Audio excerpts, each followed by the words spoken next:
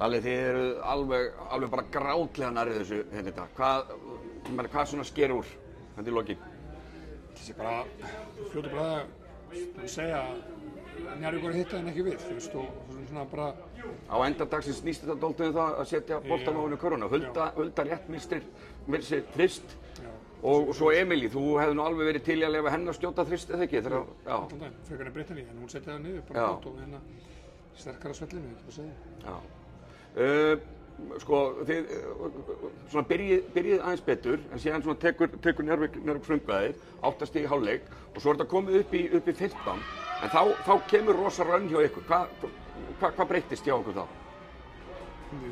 Ekkert rosalega mikið, kannski svona pínu ákveðni og eitthvað svona desperation, bara að reyna að klóra í bakkann sem það tókst, en við vorum ekkert að gera mikið öðruvísi, við vorum að og svona settu kannski skotið, þið voru búin að hitta mjög illa 1 af 11 í þristum en þeir byrja að detta og áður en maður veit að þá er þetta bara orðið hörkuleikur og þetta hefði getað farið bara beggja vegna í lokin. Já, klárlega sko.